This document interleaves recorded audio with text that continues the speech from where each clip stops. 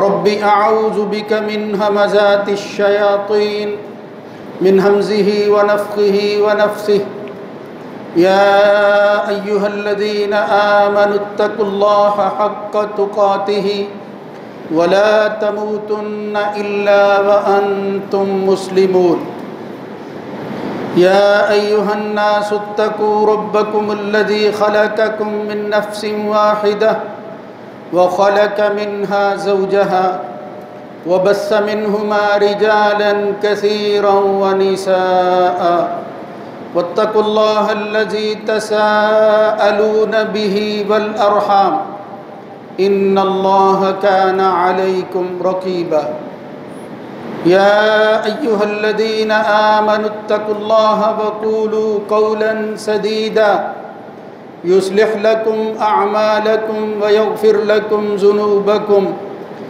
ومن يطع الله ورسوله فقد فاز فوزا عظيما رب اشرح لي صدري ويسر لي أمري واحلل عقدة من لساني يفقهوا قولي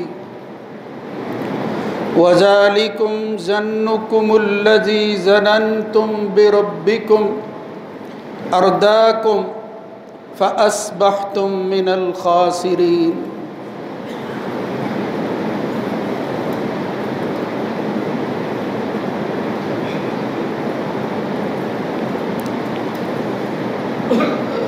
یہ سب جو تمہارے ساتھ ہوا ہے تمہارے اس گمان کی وجہ سے تھا جو تم نے اپنے رب کے بارے میں کر رکھا تھا۔ اس نے تمہیں برباد اور ہلاک کر دیا، پھر تم خسارہ پانے والے لوگوں میں ہو گئے۔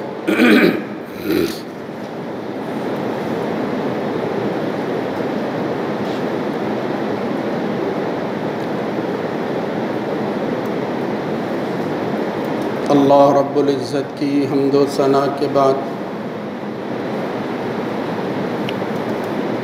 درود و سلام سید الرسل خاتم النبیین جناب محمد الرسول اللہ صلی اللہ علیہ وآلہ وسلم کی ذات گرامی پر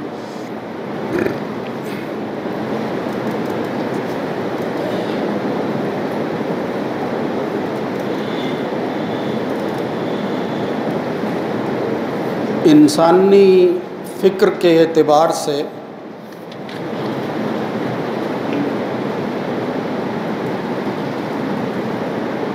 اس کے جسم کے اندر جو صلاحیتیں اور قوتیں رکھی گئی ہیں ان کا مرکز جسم کے اندر موجود ایک عضو اور حصہ ہے جسے دل کہا جاتا ہے۔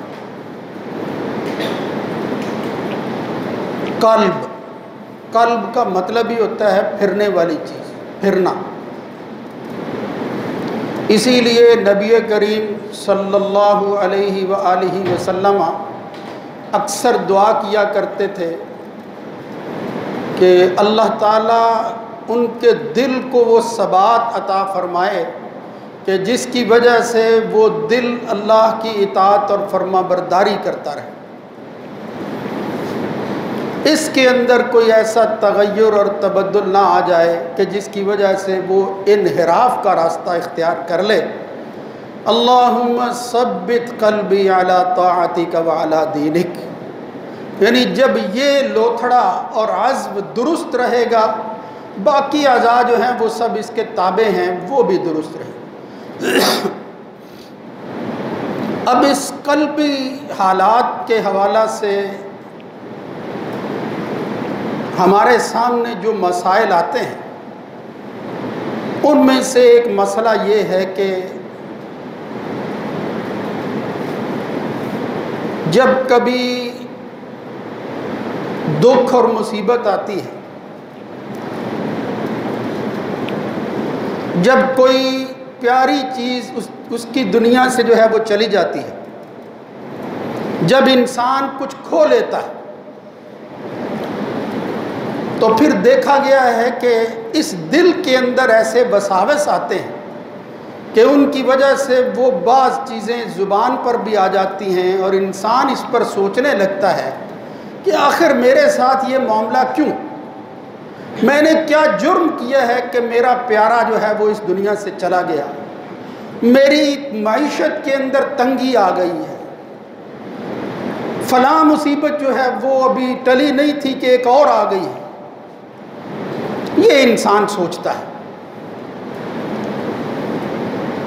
قرآن و سنت کے حوالہ سے اس کو بیان کیا گیا کہ بندہ انسان جو ہے وہ اپنی طبع اور مزاج کی وجہ سے اللہ پر حسن ظن کو چھوڑ دیتا ہے اور سوء ظن اختیار کر لیتا ہے. یعنی اللہ کے بارے میں انسان کی سوچ جو ہے اس کے اندر پھر تبدیلی آ جاتی ہے، اور یہ اتنی خطرناک چیز ہے کہ بعض دفعہ یہ انسان کو ایمان سے کفر کی طرف لے جاتی ہے. چھن جاتا ہے سب کچھ انسان کا جب اس شکوے اور گلے پر آ جاتا ہے کہ رب کو صرف ہمارا ہی گھر جو ہے وہ نظر آیا ہے اور کچھ دکھائی نہیں دیتا اس کو. اس لیے اللہ کا دین اور شریعت یہ بات کہتی ہے کہ ماننے والے لوگ بالخصوص مومن مسلمان اللہ پر یقین رکھنے والے، ان کو ہر حال کے اندر اللہ پر حسن ظن ہونا چاہیے، اچھی سوچ پیدا کرنی چاہیے. اللہ کے حوالہ سے وہ یہ بات دل کے کسی گوشے میں بھی نہ لائیں، حالات خواہ کیسے بھی ہو جائیں. یہ نہ کہیں کہ اللہ تعالیٰ نے ظلم کیا ہے. اللہ رب العزت اس جہان میں کسی پر ظلم نہیں کرتا. سب سے زیادہ عدل کرنے والی اگر کوئی ہستی ہے تو وہ اللہ رب العزت کی ہستی. یہ تبدیلیاں کیوں آتی ہیں، ایسا کیوں ہے؟ یہ اس لیے کہ اللہ کا نظام ہے. اللہ کا ایک کونی نظام ہے، ایک شرعی نظام ہے. اس کی وجہ سے یہ ممکن نہیں ہے کہ اس انسان کو دنیا کے اندر اس لیے بھیجا گیا ہو کہ اس کی آزمائش کرے، امتحان جو ہے اس کا لیا جائے. ہم سب امتحان گاہ کے اندر بیٹھے ہوئے ہیں، اور امتحان کے اندر جب انسان پرچہ حل کرتا ہے مشکلات آتی ہیں. کچھ چیزیں آسان ہوتی ہیں اس کے لیے، کچھ مشکل ہوتی ہیں، ان کو وہ حل کرتا ہے، شکوہ نہیں کرتا. شکوہ کرنے والا آدمی اگر یہ کہے کہ ممتحن نے میرے اوپر ظلم کیا ہے تو وہ اپنی نالائکی پر غور کرے، اس لیے کہ جو اس سوال کو حل کر رہے ہیں انہوں نے محنت کی. اس لیے یہ چند باتیں جن کی طرف میں اشارہ کر رہا ہوں اور کروں گا، ان کو ذہن میں رکھیں. اللہ کے بارے میں کبھی کسی حال کے اندر اگر یہ خیال تمہارے دل میں آ جائے تو سمجھو کہ شیطان تم پر حملہ آور ہو رہا ہے. یہ شیطان اپنا کام، تمہارا دشمن تم پر جو ہے وہ اپنا وار اس کو کارگر کرنے کے لیے، اس کو اپنے حق میں کرنے کے لیے کوشش کر رہا ہے. اس دنیا کے اندر اللہ نے یہ نظام عبث فضول پیدا نہیں کیا. افحسبتم انما خلقناکم عبثا وانکم الینا لا ترجعون، نہیں، پورا ایک نظام ہے جو عدل و انصاف پر قائم ہے. اور پھر اللہ رب العزت جب چاہتا ہے، جس وقت چاہتا ہے، جو چاہتا ہے وہ کرتا ہے. وہ اس نظام کو چلا رہا ہے، منتظم اعلیٰ ہے وہ. اب اس کائنات کے اندر ہونے والے معاملات کو اگر اللہ تعالیٰ یہاں ہی بتا دیتا، یعنی اس امتحان اور آزمائش گاہی کے اندر اگر نتائج ملنا شروع ہو جاتے، پھر امتحان کیا ہے؟ یعنی پرچہ دیتے ہوئے اگر یہ کہا جائے کہ یہ جواب ہے لکھ دو، تو پھر اس کے لیے امتحان ہی کوئی نہیں ہے. یہ فضول سی بات ایک نظر آتی ہے. ہاں، سہولت اور آسانی اللہ نے ضرور دی ہے.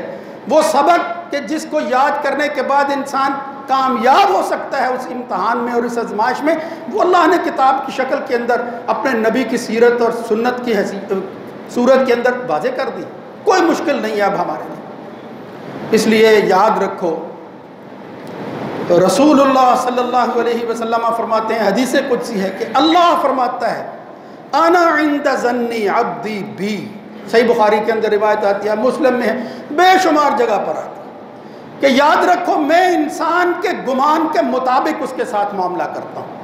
بندہ میرے بارے میں جو کچھ سوچتا ہے، جس طرح کی سوچ رکھتا ہے، اسی طرح ہو جاتا ہے. ان ظن بی، ترمذی وغیرہ اور مسند احمد میں روایت آتی ہے، ان ظن بی خیرا فلہ وان ظن بی شرا فلہ.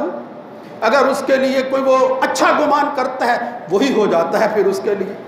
یعنی اس کے اندر پھر خیر ہوتی ہے. اگر برا گمان کرتا ہے اللہ کا کچھ نہیں بگڑتا اور اس کا کچھ نہیں رہتا. پھر وَإِن ظَنَّ بِي شَرًّا فَلَهُ لے لے وہ اگر وہ کچھ لینا ہے اس میں. اس لیے دکھ ہو, معیشت کے اندر تنگی ہو, کوئی چیز جو ہے وہ چھن جائے, یعنی اس دنیا کے اندر کوئی ایسا نقصان ہو جائے, ہر حال کے اندر انسان کو جو ہے وہ شریعت کے احکامات کی پابندی کرنی چاہیے.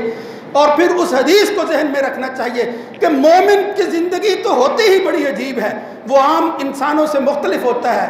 عجبا لامر الامر کلہ ان الامر کلہ خیر, عجیب ہے اس کا معاملہ, اور اس کا معاملہ خیر ہی پر منتج ہوتا ہے, سوائے خیر کے اور کچھ نہیں ہوتا.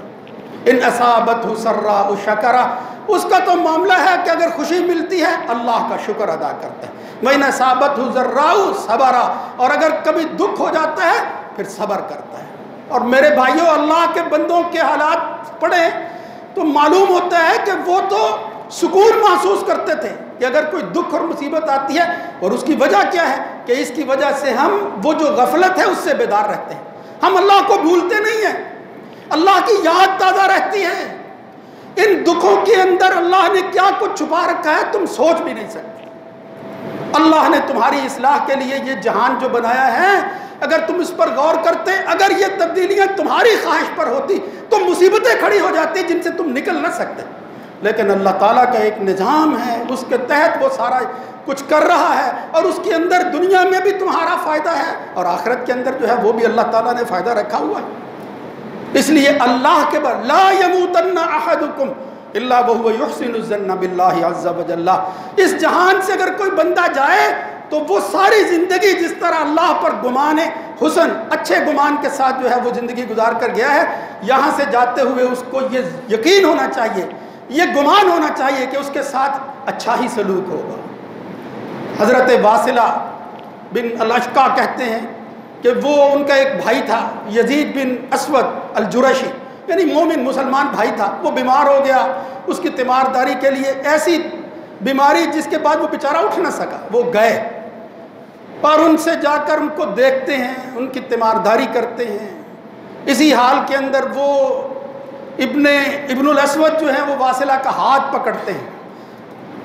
اخذ یمین واصلہ تھا, اور اس کے دائیں ہاتھ کو پڑھ کر فمسح بها على وجهه وعينيه, کبھی اپنی آنکھوں پر لگاتے ہیں, کبھی اپنے چہرے پر لگاتے ہیں. اسی حال کے اندر وہ سوال کر لیتے ہیں کہ تم بتاؤ کہ یہ جو کچھ تمہارے ساتھ ہو رہا ہے تم اللہ کے بارے میں کیا سوچ رہے. وہ بول نہ سکے لیکن انہوں نے سر کے اشارہ سے کہا فأومأ برأسه حسنا, یعنی انہوں نے کہا میں اللہ کے بارے میں, جو اللہ میرے بارے میں فیصلہ کرے گا, یہ جس دکھ اور تکلیف میں ہوں وہ اچھا ہی ہوگا, وہ بہتر ہی ہوگا. تو پھر واصلہ کہتے ہیں میں نے کہا ابشر, کہ اے ابن الاسود خوش ہو جا, انی سمعت رسول اللہ صلی اللہ علیہ وسلم, میں نے اللہ کے رسول صلی اللہ علیہ وسلم سے سنا تھا کہ ما ظن بی عبد انا عند ظن عبدی بی, میں انسان کے گمان کے مطابق رہتا ہوں. ان ظن بی حسنا فلہ حسن وان ظن بی شرا فلہ شر, اگر وہ میرے بارے میں اچھا گمان کرتا ہے تو اچھا ہوگا, برا گمان کرتا ہے تو برا ہوگا. تو اگر اللہ کے بارے میں اچھا گمان کر رہا ہے تو تیرے بارے میں اللہ رب العزت اچھا ہی فیصلہ کرے گا. ان ذکرنی فی نفسہ ذکرتہ فی نفسی, اگر بندہ مجھے کبھی تنہائی میں یاد کرتا ہے تو میں اللہ اس کا مالک تنہائی میں اس کو یاد کرتا ہوں, بھولتا نہیں. وَإِن مَلَأَنِي فِي وَإِن ذَكَرَنِي فِي مَلَئٍ, اگر کبھی وہ گروہ کے اندر, کسی جماعت کے اندر, کسی جو ہے وہ بھائیوں کے ساتھ مل کر اجتماع کی شکل کے اندر میری یاد کو تازہ کرتا ہے تو میں بھی اس کو بھولتا نہیں ہوں, اس کے ظن کی قدر کرتا ہوں. ذَكَرْتُهُ فِي مَلَئٍ خَيْرٍ مِّنْهُ, پھر میں فرشتوں کی جماعت کے اندر, انسانوں سے کہیں بہتر جماعت ہوتی ہے, میں کہتا ہوں پتہ ہے یہ کون لوگ ہیں, یہ میرے بارے میں اچھا گمان رکھنے والے کون ہیں, میں ان کے ساتھ جو ہے وہ کیا کرتا ہوں, لیکن پھر بھی وہ میرے حوالہ سے کوئی برا کلمہ زبان پر نہیں لاتے. یہ کون لوگ ہیں؟ اس لیے ذکرتہ فی ملئ خیر منہ, میں کہیں بہتر ہوتا ہے وہ مقام اور جگہ جہاں اس کا تذکرہ کرتا ہوں. لیکن میرے بھائیوں اس کے لیے ہمیں کرنا کیا ہے؟ حسن ظن کب پیدا ہوتا ہے؟ جب حسن عمل آتا ہے. یہ جو میں نے آیت ابھی پڑھی ہے یہ پہلے قوموں کی تباہی کے حوالہ سے ہے. اللہ کے بارے میں ان کو جو سزا ملی اس کی وجہ یہ تھی کہ ان کا گمان جو ہے وہ برا تھا. وہ اللہ کے بارے میں طرح طرح کی باتیں کرتے تھے. نبی کو جو ہے وہ تان تشنیع کا نشانہ بناتے کہ اگر تیرے پاس کوئی عذاب کی شکل ہے تو ہمارا کچھ بگاڑ سکتا ہے تو بگاڑ دے. اللہ رب العزت نے پھر بگاڑا ہے ان کا, پھر سمجھایا ہے ان کو ہمارے لیے کہ دیکھو میں نے پہلی قوموں کے ساتھ یہ کیا ہے, لیکن یہ ان کی سوچ کے حوالے سے اللہ تعالیٰ نے بگاڑا ہے. ورنہ حقیقت کے اندر بس ان کا معاملہ اسی طرح ہونا چاہیے تھا. اللہ نے کوئی زیادتی نہیں کی تھی.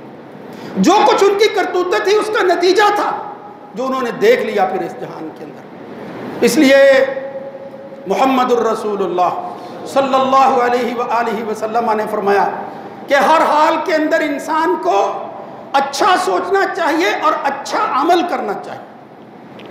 اپنے گناہوں پر جو ہے وہ نظر رکھنی چاہیے, اس کو دیکھنا چاہیے کہ مصیبت آئی ہے تو اس کے اسباب کیا ہیں, میری کرتوتیں کیا ہیں. جناب انس ابن مالک کہتے ہیں, صحابی ہیں, قریب کا زمانہ ہے, فرمایا انی لعارف اليوم ذنوبا, میں اس وقت دیکھ رہا ہوں آج حالت یہ ہو گئی ہے کہ گناہ تمہارے ہاں ہی ادق من الشعر, ہی ادق فی اعینکم من الشعر, گناہ تمہاری نگاہوں کے اندر بالوں سے بھی زیادہ جو ہے وہ باریک ہو گئے ہیں, کوئی حیثیت ہی نہیں ہے. ابھی حضور کی زندگی جو ہے وہ گزری ہے, ابھی حضور یہاں موجود تھے, اتنے قریب زمانہ کے اندر حالت یہ ہو گئی ہے کہ بال سے زیادہ باریک اور معمولی تم سمجھتے ہو گناہ کرنا. کنا فی عہد رسول اللہ صلی اللہ علیہ وسلم نعدھا من الکبائر, اور وہ گناہ بھی ایسے ہیں حضور کے زمانہ میں جن کو ہم کبیرہ گناہ خیال کرتے تھے, تم پرواہ نہیں کرتے. مومن کے حوالہ سے فرمایا عبداللہ ابن مسعود رضی اللہ تعالیٰ عنہ نے کہ مومن یہ سمجھتا ہے یرا ذنوبہ کجبل یقع علیہ, کہ وہ تو پہاڑ ہے کہیں اس پر گر نہ جائے. وَإِنَّ الْفَاجِرَ ذُنُوبَهُ كَذُبَابٍ مَرَّ عَلَىٰ أَنفِهِ فَقَالَ هَكَذَا, لیکن فاجر کیا سمجھتا ہے, کوئی نہیں, گناہ ہے تو ایک مکھی ہے جو میرے ناک پر بیٹھی تھی میں نے ہٹا دی ہے. یہ ہے تمہارے اعمال, اور اسی کے مطابق پھر جو ہے وہ توفیق ملتی ہے. جناب حسن بصری رحمت اللہ علیہ کہتے ہیں کہ کتنے کم من اناس خرجوا من الدنیا لا حسنۃ لهم یقولون نحسن الظن باللہ, کتنے ہی لوگ ہیں جو جہان سے چلے جاتے ہیں اور پھر ان کی کوئی اچھائی نہیں ہوتی. کیا اس کے حوالے سے لوگ کہیں, سوچتے رہتے ہیں اس کی خوبی کہاں سے تلاش کریں, لیکن وہ کہتے کیا ہیں, دنیا میں بھی کہتے رہتے ہیں نحسن الظن باللہ, ہم اللہ پر اچھا ہی گمان کرتے ہیں, اللہ ہمارے ساتھ اچھا ہی خیال کرے گا. بس یہی خیال کرتے رہتے ہیں اور کہتے رہتے ہیں کہ فلاں جو ہے وہ بدکار عورت کو ایک پلے کے پانی پلانے پر اگر معافی مل سکتی ہے تو ہمیں کیوں نہیں مل سکتی. میرے بھائیوں یہ دھوکہ ہے. ابن قیم کہتے ہیں مومن کو یہ بات ذہن میں رکھنی چاہیے, یہ شیطان بعض دفعہ دھوکے میں مبتلا کر کے اس طرح کی باتیں دل میں لاتا ہے کہ وہ عمل سے دور رہے, وہ پرواہ نہ کرے. اور خدا کے بندو اگر تمہارا کوئی عمل جو ہے وہ ایسا ہو جس پر تم تکیہ کیے ہوئے ہو اور وہ اللہ کے ہاں قبول نہ ہو سکے, تم وہ مثال دیتے ہو اس خاتون کی, اس عورت کی, اس کے اندر جذبات کیا تھے, حالات کیا تھے, کب کیا بات اس کی زبان پر آئی اور اللہ کے ہاں وہ شرف قبولیت حاصل کر گئی, تمہیں معلوم نہیں ہے. تمہیں کیا پتا کہ وہ نتیجہ کیا نکلنے والا ہے. اگر خدا نہ خواستہ تمہاری نیکی اللہ کے ہاں قبول نہ ہو سکی اور برائی ہی کے اندر جو ہے وہ زندگی گزار کر چلے گئے اور اللہ کے بارے میں یہ سوچتے رہے, تو حسن بصری کہتے ہیں کذبوا واللہ, اللہ کی قسم یہ جھوٹے لوگ ہیں, یہ دھوکے باز لوگ ہیں, یہ اللہ پر حسن ظن رکھنے والے نہیں ہیں. دھوکہ دیتے ہیں اپنے نفس کو بھی اور پھر یہ سمجھتے ہیں کہ اللہ اچھا ہی فیصلہ کرے گا. یہ شیطانی ہتھ کنڈا ہے, یہ اس کا وار ہے, اس سے بچنا چاہیے. اس کے متعلق محمد الرسول اللہ صلی اللہ علیہ وسلم بہت کچھ بیان کرتے تھے, بہت کچھ بیان کرتے تھے. زندگی کے اندر اگر کبھی تکلیف کسی کو نہ آئے, اہل ایمان بعض دفعہ یہ سمجھتے کہ اگر ہمارے پاس کوئی زندگی میں دکھ نہیں آیا یا دن گزر گئے ہیں کہیں اللہ ہم سے ناراض تو نہیں ہو گیا. اس لیے کہ ما یصیب المسلم من صب ولا وصب ولا ہم ولا حزن ولا غم ولا اذن ولا شوکت یشاکها الا کفار اللہ بہا خطایا, الا کفر اللہ بہا خطایا. مومن کی سوچ دیکھو کہ اللہ تو کہتا ہے کہ جب کسی کو کوئی دکھ, مصیبت, غم, حزن, حتیٰ کہ کانٹا بھی چبھتا ہے تو اللہ تعالیٰ اس کے بدلہ کے اندر مومن کے گناہوں کی معافی فرما دیتا ہے. اللہ تو کفارہ بنا دیتا ہے ایک کانٹے کو بھی.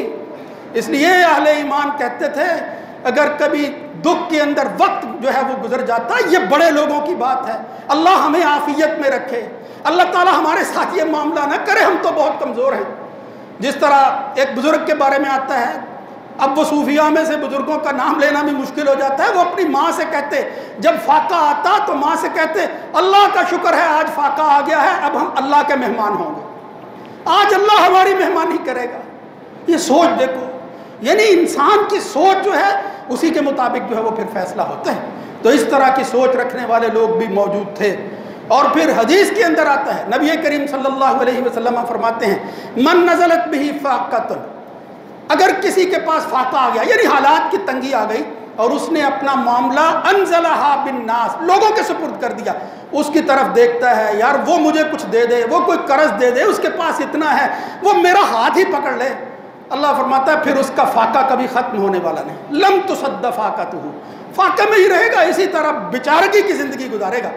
لیکن اگر اس نے اپنے اس دکھ کو، اپنی اس فاقے کو اللہ کے سپرد کر دیا تو یوشک اللہ برزق عاجل او آجل، اب اگر ابھی نہیں تو وقت مقررہ پر جو اللہ نے لکھ رکھا ہے اللہ تعالیٰ اس کو رزق سے ضرور نواز دے گا، ضرور عطا فرما دے گا۔ وقت نہیں ہے میں اشارہ کر دوں کہ دکھوں اور مصیبتوں کے اندر وہ لوگ جنہوں نے ساری دنیا قربان کر دی تھی، اگر کبھی ان کے ساتھ کوئی ایسا معاملہ ہوا تو وہ امتحان میں اس قدر پختہ ہوئے، صحیح بخاری اور مسلم کے اندر دوسری جگہ بے شمار کتابوں کے اندر روایت آتی ہے، مشکل مسئلہ نہیں سن رکھا ہے آپ نے، غزوہ تبوک کے اندر کچھ لوگ جو ہے وہ پیچھے رہ گئے، منافق تھے، ان کے نفاق پر جب ان سے پوچھا گیا انہوں نے عذر پیش کر دیے، حضور خاموش رہ گئے۔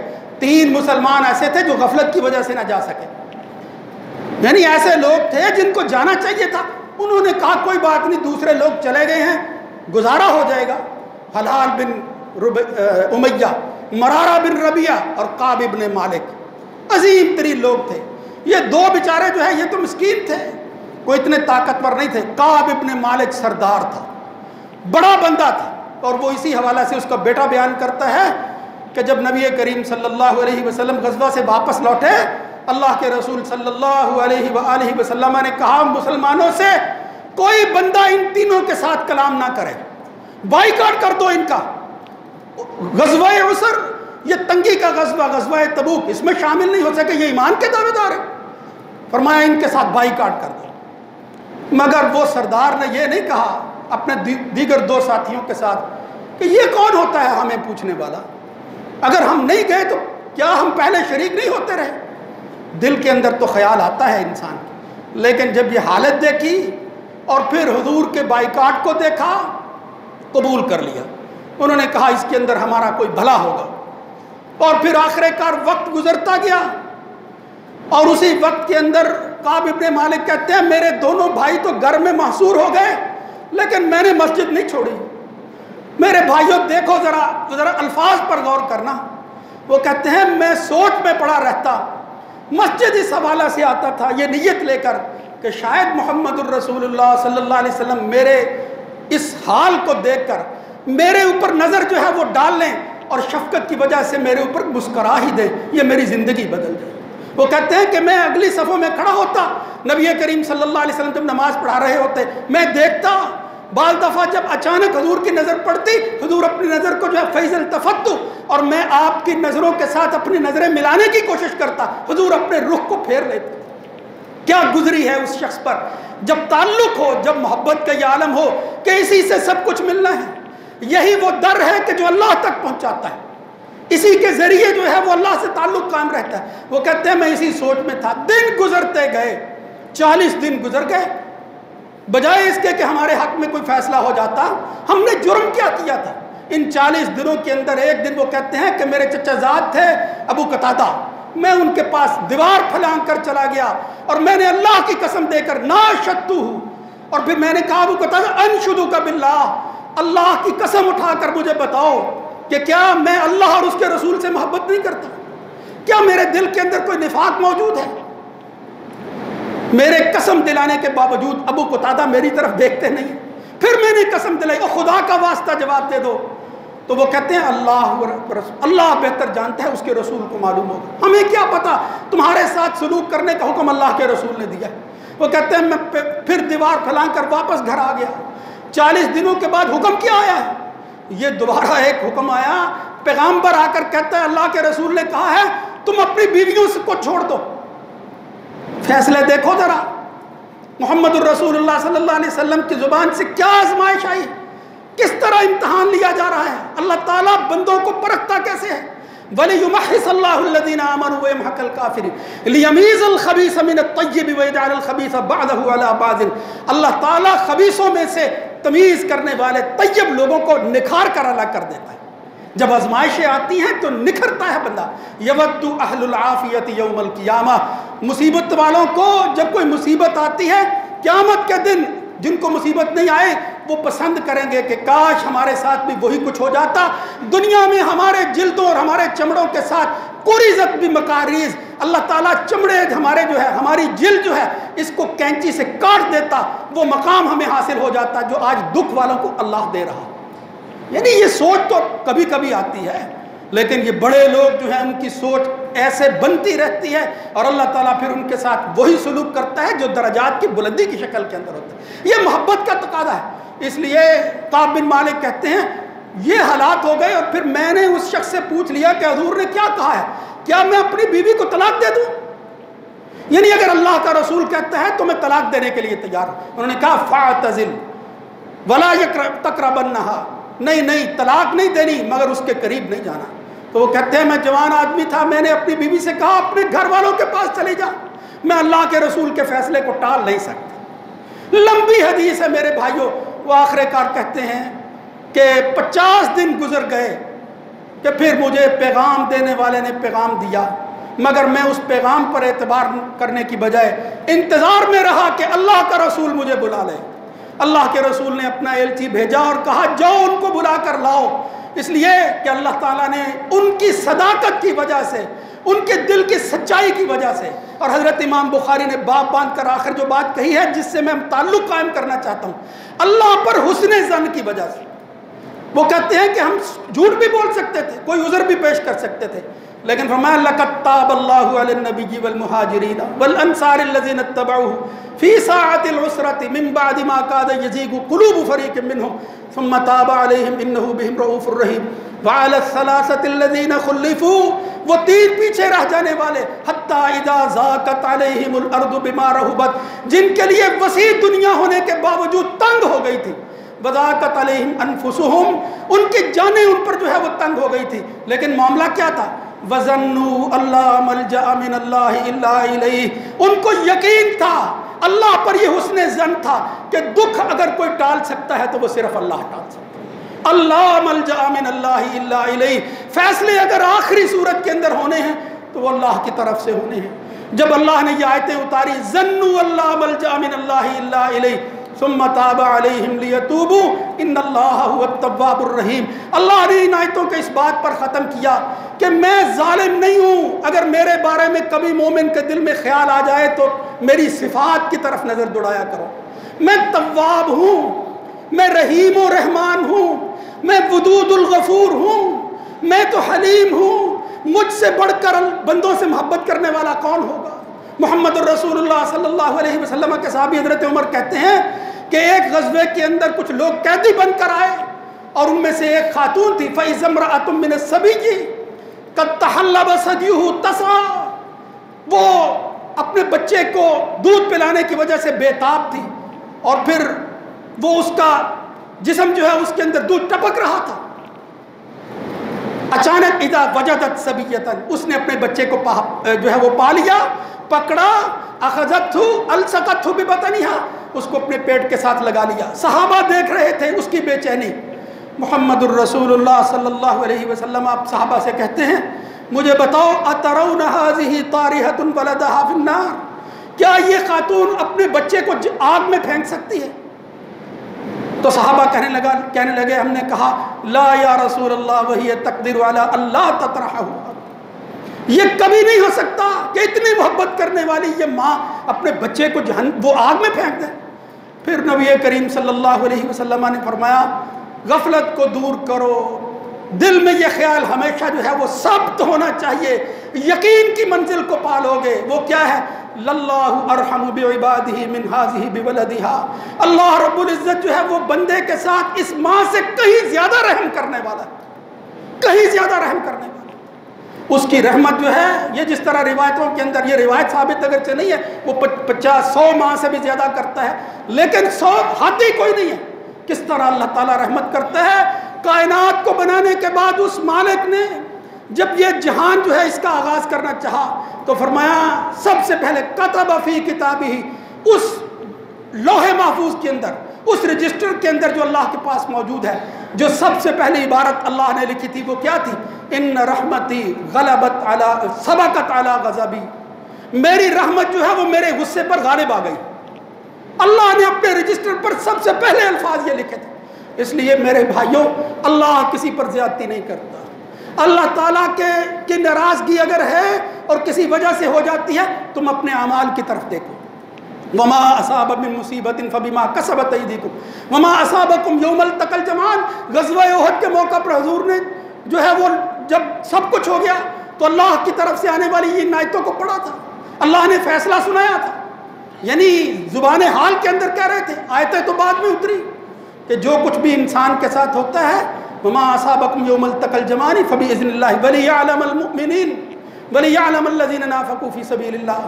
اور یاد رکھو یہ جو کچھ بھی اس جہان کے اندر آزمائش کی شکل میں آتا ہے، اس میں انسان آخر کار پناہ پکڑے تو کس کی پکڑے؟ یا حی یا قیوم برحمتک استغیث اصلح لی شانی کلہ ولا تکلنی الی نفسی طرفۃ عین، یا اللہ ایک لمحے کے لیے بھی مجھے اپنی جان کے سپرد نہ کرنا، میں سارا کچھ تیرے حوالے کر رہا ہوں۔ اللہ رب العزت ہمیں یہ ایمان نصیب فرمائے۔ اللہ تعالیٰ اس حسن ظن کو اگر اس میں کمی آ جاتی ہے تو اللہ تعالیٰ اس کو بحال فرمائے، اس کے اندر اضافہ فرمائے۔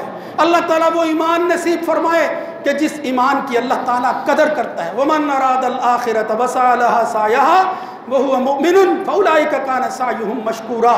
میں انشاءاللہ کسی وقت بیان کروں گا کہ اس جہان کے اندر یہ جو سوچ پیدا ہوتی ہے کہ پھر یہ سب کچھ ہمیں جلدی کیوں نہیں مل گیا، یہ جلدی نہیں کرنی چاہیے۔ اللہ تعالیٰ نے ہر چیز کو مقررہ وقت پر رکھا ہے۔ اللہ جب جی اس کا چاہتا ہے فیصلہ کرتا ہے اور انسان کے حق میں بہتر ہوتا ہے اس وقت دیتا ہے۔ اس لیے میرے بھائیوں، اللہ پر اعتماد اور یقین کو کامل کرو، اسی کے مطابق زندگی گزارو۔ یہ حسن ظن جو ہے یہ اس دنیا میں بھی کام آتا ہے۔ اللہ کے بارے میں جو کچھ تم سوچتے ہو اور اس کے مطابق پھر تم عمل کرنا شروع کرتے ہو، اللہ تعالیٰ جہان میں بھی بعض دفعہ نتائج دکھا دیتا ہے، آسانی پیدا فرماتا ہے۔ حضرت ایک آخری بات کر کے جو ہے وہ ختم کرتا ہوں۔ ام سلمہ کہتی ہیں کہ جب میرا خامد فوت ہو گیا، ابو سلمہ اس جہان سے چلے گئے، تو میں نے کہا کہ اب کیا بنے گا، اکیلی تنہا کیا کروں گی، بیوہ ہو گئی ہوں۔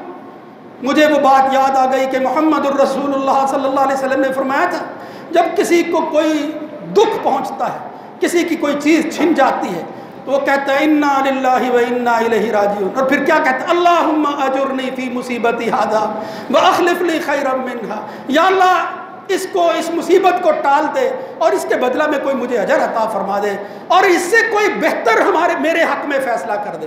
وہ کہنے لگی میں نے کہا میری دنیا لٹ گئی، اخلف لی خیرا منھا، اس سے بہتر فیصلہ ہوگا کہ میرا خامد ہی دنیا میں نہیں رہا، سہارا ہی ختم ہو گیا۔ یہی سوچ ہوتی ہے کہ انسان کی، ایک بیوہ یہی کچھ کہہ سکتی ہے۔ لیکن انہوں نے کہا پھر مجھے سمجھ اس وقت آئی جب میں نے دیکھا ابو سلمہ جہان سے چلا گیا مگر میرے ساتھ نکاح کے لیے حضور نے مجھے دعوت دے دی۔ حضور نے کہا کہ ام سلمہ تیرے ساتھ میں نکاح کرنا چاہتا ہوں۔ وہ کہتی ہیں میں نے کہا یا اللہ تیرا شکر ہے، ابو سلمہ جیسے ہزار ہوں نبی کریم صلی اللہ علیہ وسلم کے برابر نہیں ہو سکتے۔ کتنا بہتر فیصلہ ہے، ایک طرف ابو سلمہ جہان سے گیا ہے اور مجھے زندگی کے اندر اللہ تعالیٰ نے یہ سعادت نصیب فرما دی کہ قیامت تک مجھے لوگ یاد رکھیں گے تو ابو سلمہ کی بیوہ کی حیثیت سے نہیں، محمد الرسول اللہ صلی اللہ علیہ وسلم کی بیوی کی حیثیت سے، امہات المؤمنین کی ایک فرد اور ام المؤمنین کی حیثیت سے ام سلمہ کو یاد رکھا جائے گا۔ اللہ رب العزت ہمیں اس سمجھ نصیب فرمائے، اللہ تعالیٰ ہمارے دل کو ثبات اور یقین جو ہے وہ عطا فرمائے جس کے ساتھ یہ معاملات اور حسن ظن جو ہے اس کے اندر تقویت پیدا ہو سکے۔ اقول قولی ھذا استغفر اللہ لی و لکم۔